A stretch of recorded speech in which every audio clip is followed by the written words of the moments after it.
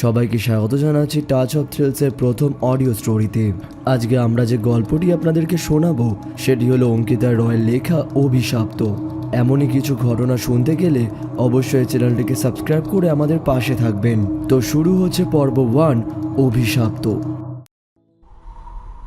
কতদিন পরে এলাম এই গ্রামে। ট্রেন থেকে নেমেই একটা ফুরফুরে বাতাস শরীর আর মনের ক্লান্তিটাকে যেন দূর করে দিল। দিগন্ত বিস্তৃত নীল আকাশ, আর দেখতেই পাওয়া যায় না কংক্রিটের জঙ্গলে। সবুজ ক্ষেত, জমির দিক থেকে যেন আমার চোখই সরছিল না। গ্রামের নাম ধুপলপুর। আমাদের পরিবার বহুদিন আগেই গ্রাম ছেড়েছে। মাঝে মাঝে আসা যাওয়া হতেই থাকতো, কিন্তু মাধ্যমিক আর উচ্চ মাধ্যমিকের চাপে গত কয়েক বছর ধরে সেটাও আর হয় না। আমার বাবারা 3 ভাই। জেঠু আর কাকুর পরিবার এখন এই গ্রামের বাড়িটাকেই আঁকড়ে রয়েছে। আমার বাবার বদলির চাকরি, দেশের বিভিন্ন রাজ্য ঘুরতে ঘুরতেই প্রায় জীবন কেটেছে। আমি এই বছরই কলেজে ভর্তি হয়ে দিদিভাইয়ের মানে আমার জেঠতুতো দিদির বিয়ের খবরটা পেলাম। দেখাশোনা করেই বিয়েটা হচ্ছে। খবরটা পেয়ে খুবই আনন্দ হচ্ছিল। এটা ভেবেই আবার সবার সঙ্গে দেখা হবে। ছোটবেলার সেই গরমের ছুটির দিনগুলো মনে পড়ে গেল। কালবৈশাখী ঝড়ে আম কুড়াতে যাওয়া, আর বৃষ্টির সময় লোডশেডিং হলে সেই ঠাম্মার কাছে গল্প শোনার আবদার। গ্রামে এসেই এই সবুজ পরিবেশটা দেখে মনটা যেন ভরে গেল। স্টেশন থেকে বেরিয়েই আঁকা বাঁকা মেঠো পথ, তার পাশেই বনফুলের ঝোপ আর ছোট বড় খেজুর গাছ। তার ফাঁক দিয়ে দেখা যাচ্ছে ক্ষেতের জমি। মনে মনে বলতে ইচ্ছা করে কবিগুরুর কবিতার লাইনগুলো। নম নম নম সুন্দরী মম জননী বঙ্গভূমি, গঙ্গার তীর স্নিগ্ধ সমীর, জীবন জুড়ালে তুমি। যদিও এই গ্রামের গঙ্গার তীর নেই, সুবর্ণলতা নদীর এক শাখা নদী বয়ে গেছে এই গ্রামের পাশ দিয়ে। তার নাম জুমু। স্টেশন থেকে বেরিয়েই বাবা রিক্সা ডাকতে যাবে, এমন সময়তেই চোখে পড়ল একটা ছোট্ট দোকান। বাবা মাকে বলে সেই দিকেই আমি এগিয়ে গেলাম। কাকুর 2 ছেলে আছে, সন্তু আর মিন্টু। তাদের বয়স 12 আর 7 বছর। 2টো চকলেট তাদের জন্য নিয়ে যাওয়া উচিত, তারা খুবই খুশি হবে। দোকানের সামনে দাঁড়িয়ে বললাম, চকলেট আছে? 40 টাকাটা দেবেন কিন্তু। তিনি সঙ্গে সঙ্গেই চকলেটটাকে বার করে দিলেন। টাকা দেওয়ার সময় বাবা এগিয়ে এসে পাশের ভাঙাচোরা গোমটির দিকে ইশারা করে দোকানদারকে প্রশ্ন করলো। এদিকে পানের দোকান ছিল না? দোকানদার কিছুক্ষণ ফাল করে তাকিয়ে রইল, তারপর প্রশ্ন করলো, আপনারা বোধহয় এই গ্রামের নেই, তাই না? কথাটা শুনতে পেয়ে বাবা উত্তর দিল, গ্রামের নই মানে? সেন বাড়িটা চেনো তো? আমি ওই বাড়িরই ছেলে। লোকটা কথা শুনে থতমত খেয়ে বলল, তাহলে বোধহয় আপনারা ঘটনাটা জানেন না, তাই না? বাবা ভুরুকুচকে প্রশ্ন করলো। কেন? দোকানি গলা নামিয়ে বলল, পানের গন্ধেও নাকি ও চলে আসে। সে তো এই অবস্থা করেছে, তারপর থেকে পান বিক্রি বন্ধ হয়ে গেছে। হেয়ালির মানেটা আমরা 3 জনে কিছুই বুঝলাম না। সেখান থেকে 2টো চকলেট নিয়ে আমরা রিক্সা ধরলাম। দোকানি বেশি কিছু বলতেই চাইলো না। এইটুকু বুঝলাম কোনো একটা ভয় হয়তো গ্রামবাসীরা পান খাওয়া ছেড়েই দিয়েছে। কথাটা শুনে ভীষণই হাসি পেল। পান খেতে কোন ভূত আসে সেইটা জানারই কৌতূহল বেড়ে গেল। রিক্সা করে সেনভিলা পৌঁছালাম আমরা। স্টেশন থেকে মাত্র 10 মিনিটের পথ। গ্রামটা বিশেষ বড় নয়। আমাদের বাড়িটা ছিল 3 তলা, গ্রামের বড় বাড়িগুলোর মধ্যেই একটি। জামা কাপড়ের ব্যবসা করেই ঠাকুরদাই আরও বড় করেছিলেন বাড়িটা। এখন সেই ব্যবসা চালান বড় জেঠু। বাড়িতে ঢুকতেই সন্তু মিন্টু ছুটে এলো আমার কাছে। ওদেরকে চকলেটগুলো দেওয়া মাত্রই বাড়ির সবাই বেরিয়ে এলো। বেশ হৈহুল্লোড় করে স্বাগত জানালো আমাদের। ঘরের মধ্যেই ব্যাগ নামিয়ে কুয়োতলাতে গিয়ে মুখ হাত পা ধুয়ে এলাম। সবার সাথে দেখা হলো, কিন্তু দিভাই কই? নতুন কোণে বলে কি লজ্জায় লুকিয়ে আছে নাকি? মুখ হাত ধুয়ে আসতেই জেঠি খাবার বেড়ে দিল। এখন বেলা গড়িয়ে দুপুর হয়ে গেছে। জেঠিকে জিজ্ঞেস করলাম, দি ভাই কই? এসে থেকে দেখলাম না তো। জেঠি বলে উঠল, ও ঘরেই আছে। সকালে বলছিল মাথাটা বেশ ধরেছে, তাই ভেতরেই শুয়ে রয়েছে। বলতে বলতেই জেঠি ওকে ডাকতে ভেতরে চলে গেল। কিছুক্ষণ পরেই দিভাই ঘর থেকে বেরিয়ে এসে মা বাবাকে প্রণাম করে আমার কাছে এসে দাঁড়ালো। কী রে, ভালো আছিস? মুচকি হেসে ওর দিকে তাকালাম। ওর মুখের দিকে তাকিয়েই মনে হলো জোর করে মুখে হাসি ধরে রাখার প্রাণপণ চেষ্টা করছে। দিভাই কিন্তু খুব হাসি খুশি মেয়ে, তাই তার এমন নকল হাসি দেখে মনে একটা খটকা লাগলো। খেতে খেতে বাবা কাকার দিকে তাকিয়ে প্রশ্ন করলো, কি ব্যাপার বলতো? স্টেশনের কাছে দোকানে শুনলাম এখানে লোকজন নাকি পান খাওয়া ছেড়ে দিয়েছে। প্রশ্নটা শুনে আমি আর মা আবারও হাসতে শুরু করেছিলাম, কিন্তু উপস্থিত অন্য সবার মুখ দেখে থমকে গেলাম। কাকার মুখে আতঙ্ক স্পষ্ট বোঝা যাচ্ছিল। নিচু স্বরে বলল, হাসিস না রে, গ্রামে পর পর অনেকগুলো খুন হয়ে গেছে। খুন? সে কি, আগে বলিসনি কেন? 1 মাস হলো নতুন কোনো ঘটনার সম্মুখীন হয়নি গ্রামবাসী, তাই আমরাও একটু নিশ্চিন্তে বিয়ের চিন্তা ভাবনা শুরু করেছি। আমাদের দত্তি পুকুরের অভিশাপ রে। সেটা তো লোক কথা, আদৌ সত্যি নাকি? হ্যাঁ রে, সত্যি। আমরা নিজে সেই বিভৎস লাশগুলো দেখেছি। আমারও তখন গল্পটা মনে পড়ল। কালবৈশাখীর রাতে যখন লোডশেডিং হতো, ঠাম্মার কল ঘেঁষেই আমরা গল্প শুনতাম। ঠাম্মা বহুবারই বলেছে এই কথা। এই গ্রামেই আমাদের অনেকখানি জমি জমা ছিল। এই বাড়ি থেকে শুরু করে জঙ্গলের শুরুর অংশ অবধি আমার ঠাকুরদারই সম্পত্তি ছিল, কিন্তু পরে সেগুলো বিক্রি করে দেন। সেই সময়তেই তখন ঠাম্মা সবে সবে বউ হয়ে এসেছিল এই গ্রামে। আসলে বাল্যবিবাহ হয়েছিল তাই তার আবজা স্মৃতির গল্পই শোনাতেন আমাদের। আমার ঠাকুরদার বাবা এবং তার ভাই ঠিক করেন জঙ্গল আর গ্রামের মাঝামাঝি আমাদের যে জমিটা আছে সেখানে পুকুর খনন করা হবে, তাতে ধান এবং জমিতে জলসেচের সুবিধাও হবে। তো যেমনটা ভাবা তেমনটাই কাজ। গ্রামবাসীদেরও বলা মাত্রই তারাও কাজ করতে শুরু করে দিয়েছিল। সপ্তাহ 3 খোঁড়াখুড়ির পরে এক গ্রামবাসীর কোদালের কোপে একটা ধাতব বস্তু পেয়ে চমকে ওঠে। বাকি গ্রামবাসী যারা খনন কার্যে ব্যস্ত ছিল তারাও বেশ কৌতূহল হয়ে এগিয়ে এলো। সবারই ধারণা হলো যে হয়তো মাটির নিচে ধাতব পাত্রে গুপ্তধন রাখা রয়েছে, কিন্তু মাটির নিচে যে গুপ্তধনের স্থানে নরকের দ্বারও থাকতে পারে সেই বিষয়টা মানুষের লোভ মানুষকে ভুলিয়ে দেয়। খোঁড়াখুড়ি করে সবাই মাটি সরিয়ে দেখলো তামাটে রঙের একটা দরজার মতন কিছু। দরজাটার ওপরে আবার অদ্ভুত অক্ষরে যেন কি সব লেখা, তার ছিটকিনিটাও আবার ধাতু দিয়ে ওয়েল্ডিং করা। দেখেই মনে হচ্ছে একেবারে যেন পাকাপাকিভাবে বন্ধ। লোভ আর কৌতূহল তখন গ্রামবাসীর এতটাই বেড়ে গেছে যে তারা এই বিষয়ে আমার পরিবারের কাউকে না জানিয়ে গ্রামের কারিগরকে ডেকে দরজাটা খোলার ব্যবস্থা করে। তাদের দৃঢ় বিশ্বাস জন্মেছিল যে ওই দরজার পেছনেই সুড়ঙ্গ আছে, যেটা গুপ্তধনের কাছে পৌঁছানোর রাস্তা। কিন্তু দরজার আগল ভাঙা মাত্রই সুড়ঙ্গ থেকে ফোয়ারার মতন জল বেরিয়ে এলো। এবারে লোকজন ভয় পেয়ে গেল। ঠিক ভয় পালাতে যাবেই এমন সময় সুড়ঙ্গের মুখ দিয়ে শুনতে পেল হাড়হিম করা এক পৌশাচিক চিৎকার। সেই ফোয়ারার মতন জলের তোড়ার সাথেই সাঁতরে বেরিয়ে এলো এক বিশাল আকার জীব। সেই অদ্ভুত জীবটি অর্ধ মানুষ অর্ধেক কুমিরের মতন, চওড়া বিস্তৃত চোয়ালের ধারালো দাঁত বসানো, সারা শরীর ভরা সবুজ আঁশ, চোখের মণি সম্পূর্ণ সাদা, পিঠের শিরদাঁড়াটাও আবার বর্ধিত হয়ে লেজের আকৃতি নিয়েছে।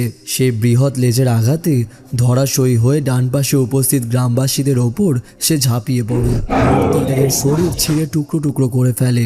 সেখান থেকে সবাই পালিয়ে আসার চেষ্টা করছিল, কিন্তু সুড়ঙ্গ থেকে প্রচুর পরিমাণে জল বেরিয়ে আসার জন্য মাটি কাদা কাদা হয়ে যায়। বেশি দূর কেউই পালাতে পারেনি। তার আগেই সে পিশাচটা সবারই গায়ে ঝাঁপিয়ে পড়ে। তবে একমাত্র গুরুতর জখম অবস্থায় পালিয়ে এসেছিল নবীন গায়েন বলে একজন। আসলে সেই আমাদের পরিবারকে সমস্ত ঘটনা জানায়, কিন্তু পরের দিনই তার মৃত্যু ঘটে। সমস্ত ঘটনা শোনার পরে আমার ঠাকুরদার বাবা আমাদের কুল পুরোহিতকে বিষয়টা সবিস্তারে বলেন এবং এরপরে তিনি তাকে গণনা করে জানান। আপনারা অনেক দেরি করে ফেলেছেন। পুকুর খননের নির্ণয় নেওয়ার পূর্বে আমার সাথে পরামর্শ করা উচিত ছিল। আপাতত যা বুঝতে পারছি তাতে ওই দানব বাস করতেই যমু নদীর মধ্যে।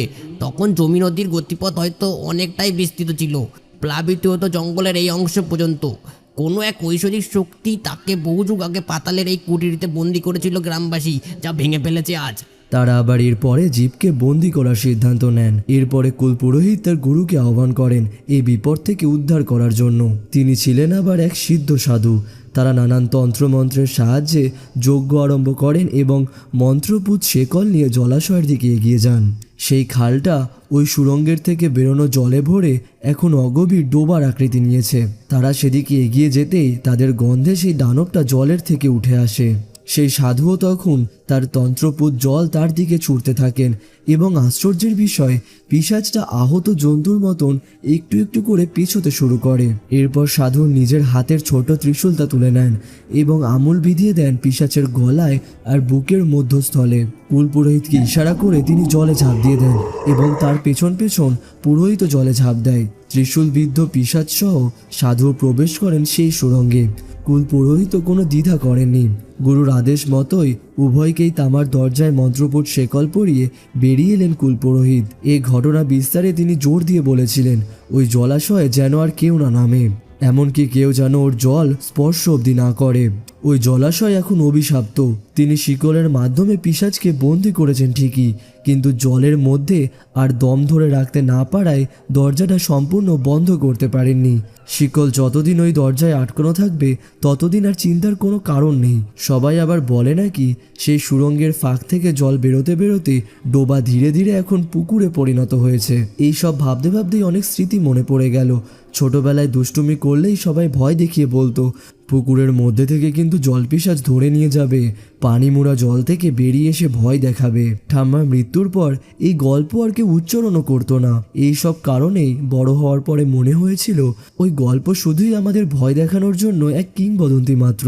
আসল ঘটনা হয়তো অধিকাংশ গ্রামবাসী যা বিশ্বাস করত তাই। তারা সেই সময় যুক্তি দিয়েছিল যে গ্রামবাসীরা পুকুরের খনন কাজে গিয়েছিল, তাদের ব্যবহার করেছে আমাদের পূর্বপুরুষই। তারা হয়তো জানতো ওই জায়গায় গুপ্তধন আছে, তাই গ্রামবাসীদের সাহায্যে পুকুর খোঁড়ানোর কাজের অজুহাতে তাদের সেখানে নিয়ে গিয়েছিল। ধনরত্ন পাওয়ার পর যাতে গ্রামবাসীদের ভাগনা দিতে হয় বা এ প্রসঙ্গে জড়িত সাক্ষী নিশ্চিহ্ন করার উদ্দেশ্যে সেই সব গ্রামবাসীদের খুন করে ওই পুকুরের ধারের জঙ্গলে পুঁতে দেন আমাদের পূর্বপুরুষই। এবং বড় হওয়ার পরে পিশাচের গল্পের থেকে এই গল্পটাই বেশি বাস্তব বলে মনে হয় আমার।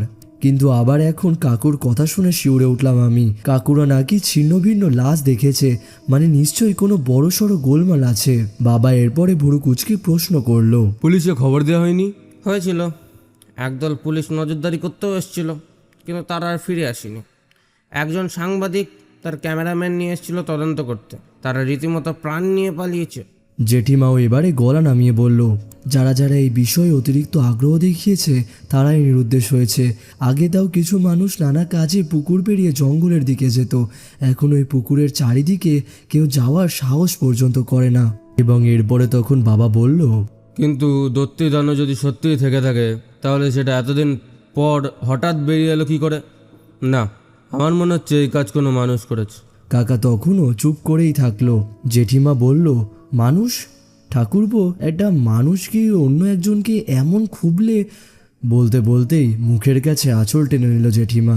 মা এবারে কাকার দিকে তাকিয়ে জিজ্ঞাসা করলো, ঘটনাটি শুরু ঠিক কবে থেকে? কাকা তখন বলল, বিনুর বিয়ের কথাবার্তা শুরু হয়েছে যেদিন, মানে এই মাস 6 হলো। কাকা তখনও ঘটনাটা বলছিল। দিবাই হঠাৎই বলল, আমি ভেতরে যাচ্ছি বলেই সে ভেতরের ঘরে চলে গেল। ওর চোখে জল ছলছল করছিল। দিভাইয়ের নাম বিনিতা, ডাক নাম বিনু। বিয়ে হয়ে যাবে বলেই কি ওর মন খারাপ? ওদিকে কাকা তখনও বিস্তারে বলেই চলেছে, ঘটনাটা আসলে কবে থেকে শুরু ঠিক তারিখ তো বলতে পারবো না, তবে জানতে পেরেছিলাম যখন রঘুর বাবা মাকে ক্ষতবিক্ষত অবস্থায় তাদের ঘর থেকে উদ্ধার করা হয়। বাবাও তখন প্রশ্ন করলো, কে রঘু? রঘুর ভালো নাম রাঘব দাস। ওরা অনেক বছরের গ্রামেই রয়েছে। ও আমাদের ঘরে টুকটাক 5 ফরমাসে কাজ করে, বাজার করা থেকে জুতোপালি সব জানে ও। এই তো বিয়ের কত কাজ, দাদার সাথে যদি রঘু হাতই না লাগাতো তাতে তাড়াতাড়ি হতোই না কিছু। কিন্তু ওর মা বাবাকে কে? রঘুই নাকি জিপটির সাথে লড়তে গিয়ে গুরুতর আহত হয়েছিল। কোনো রকমে প্রাণ বাঁচাতে চিলেকোটার মধ্যে নাকি ও লুকিয়েছিল। ও দেখেছে? হ্যাঁ, ও জিপটিকে দেখেছে। যেমনটা আমরা গল্পের বর্ণনায় আগে শুনেছি ঠিক তেমনই বর্ণনা দিয়েছিল। এরপর আরও কিছু মানুষ দিন সাথে কন্তর নিরুদ্দেশ হয়ে যায়। রক্তের ধারা ওই পুকুরের দিকে ইশারা করছিল। ব্যাস, লোকে ধরেই নিল পুকুরের অভিশাপ বেঁচে উঠেছে। এরপর জানি না কোথা থেকে রটে গেল যে পানের গন্ধে ওই প্রাণীটা আকৃষ্ট হয়। তাই বলে পান? হ্যাঁ, জিনিসটার গন্ধই বোধহয় ও দূর থেকে পায়। এইসব ঝামেলা মাঝে তোরা বিয়ের বন্দোবস্ত করছিসই বা কেন? লোকজন বিনুর নামে খুব বাজে কথা রটাচ্ছিল রে, তাই আর। কি বাজে কথা? বিনু আমাদের খুব ভালো মেয়ে। হ্যাঁ, বিনুর কোনো দোষ নেই। কোথা থেকে কারা বলে দিল বিনুকে ওরা কোনো ছেলের হাত ধরে জঙ্গলের দিকে যেতে দেখেছে। গ্রামের কথা ছড়াতে দেরি লাগে না, জানোই তো। তবে আমরা অনেক দেখে শুনেই পাত্র খুঁজেছি, শুনেছি তো হবু জামাই ডাক্তার। বেশ একটু গর্ব করেই বলল কাকা। আমার কথাটা শুনে খারাপ লাগলো। গ্রামের কোথাকার কে একটা কথা রটিয়ে দিয়েছে বলে দিভাইয়ের বিয়ে দিয়ে দিতে হবে। দিভাইয়ের বিয়ে করার ইচ্ছা আছে কি না জানার চেষ্টাও কেউ করলো না। সেই জন্যই বোধহয় তার এত মন খারাপ। ও যদি সত্যি অন্য কাউকে ভালোবেসে থাকে তাহলে তো কষ্ট হওয়ারই কথা। খাওয়া দাওয়া সেরে তোরের ঘরে শুয়ে পড়লাম। শুয়ে শুয়ে ভাবছিলাম এত রহস্য লুকিয়ে আছে গ্রামের মধ্যেই। এখানে আসার আগে একটু বুঝতে পারিনি। ভরপেট খাবার নিয়ে কখন ঘুমিয়ে পড়েছে সে খেয়ালই নেই। বিকেলের দিকে ঘুম ভাঙলো ঝিমলির ডাকে। কিরে আর কতক্ষণ ঘুমাবি? ঝিমলি আসলে থাকে পাশের বাড়িতে। আমাদের বাড়িটাকে নিজের বাড়ির মতনই মনে করে সে। আমরা প্রায় সমবয়সী, এই 7 মাসের ছোট বড়। এরপরে আমি উঠে বসলাম। তুই কখন এলি? কতদিন পর দেখা। সে হেসে বলে উঠল, তোর সাথে যে দেখা হবে সেটা আমিও ভাবতে পারিনি। যা চলছে এই গ্রামে আমি ভাবলাম তোরা আসবিই না। আরে আমি তো কিছু জানতামই না, এখানে এসে জানতে পারলাম। ও বলেই কিছুক্ষণ চুপ করে বসে থাকলো ঝিমলি। ঠিক তখনই পাশের ঘর থেকে দিভাই বেরিয়ে এলো। আমায় দেখে নকল হাসি এসে বলল, অনু তুই উঠে পড়েছিস? তারপর উত্তরের অপেক্ষা না করেই ঝিমলিকে দেখেই সেখান থেকে সোজা বেরিয়ে গেল। ঝিমলি মুখ নিচু করে বলে উঠল। বিনোদির দিকে তাকালেও এখন সত্যি মায়া হয়। কি যে হয়ে গেল তার। কি হয়ে গেল? কি হয়েছে দিদি ভাই? সত্যি করে বলতো। এসে থেকেই দেখছি ও মন মরা হয়ে রয়েছে। ওর কি এই বিয়েতে মত নেই? মত না দেওয়ার উপায় কি? বাড়ি থেকে জোর করেছে বলেই। আমাকে মাঝখানে থামিয়ে দিয়ে বলল ঝিমলি, ব্যাপারটা যতটা ভাবছিস ততটাও কিন্তু সহজ নয়। তারপর আমার হাতটা ধরে বলল, চল বাইরেটা একটু ঘুরে আসি, সূর্য ডুবতে এখনো কিছুটা সময় আছে। তো এখানে শেষ হলো টাচ অফ থ্রিলসের প্রথম অডিও স্টোরি অভিশাপ্ত পর্ব 1। যারা এই ভিডিওটি এতদূর দেখলেন তাদেরকে জানাই অসংখ্য ধন্যবাদ। আজকের গল্প রচনায় বাবা ও কাকার চরিত্রে অয়ন, মুখ্য চরিত্র ও দোকানি ও পুরোহিতের চরিত্রে শাকিল এবং গল্পের কথক আর অন্যান্য চরিত্রে ছিলাম আমি শুভময়। পরের পর্বটি শোনার জন্য অবশ্যই চ্যানেলটিকে সাবস্ক্রাইব করুন এবং তার সঙ্গে এই পর্বটিও আপনাদের যদি ভালো লেগে থাকে অবশ্যই কমেন্ট করে কিন্তু জানাতে ভুলবেন না। সবাই ভালো থাকবেন, ধন্যবাদ।